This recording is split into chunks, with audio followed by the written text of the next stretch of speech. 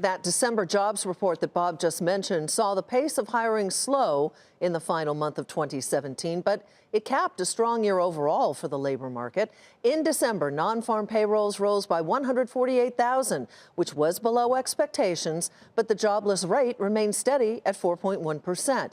That made last year the 7th straight year where employment gains exceeded 2 million. It's only the second time in recent memory that the economy has produced jobs at that pace for that long.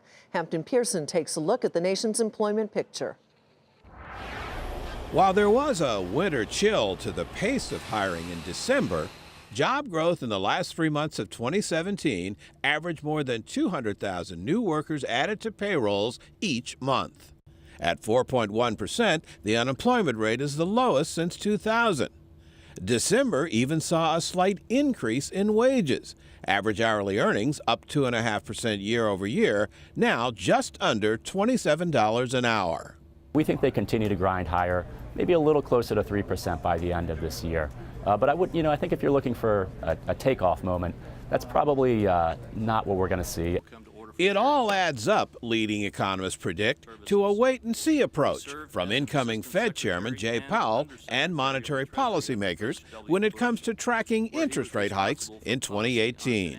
I don't think that this number scares anyone and makes them want to hike any faster than they otherwise would. They're going to try to err, I think, on the side of caution. I think right now the Fed doesn't mind if inflation runs a little bit hotter and people get wage gains.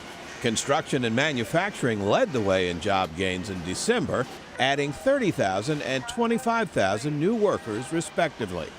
The unemployment rate for African Americans reached a record low of 6.8% last month, down a full percentage point over the last 12 months.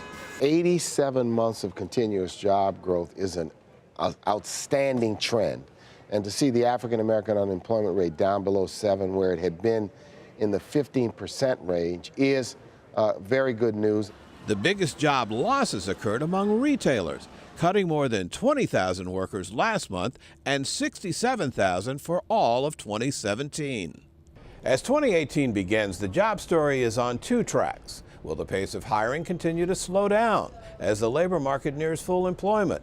Or could job growth get a boost from the business-friendly $1.5 trillion tax cut package signed into law by President Trump just last month?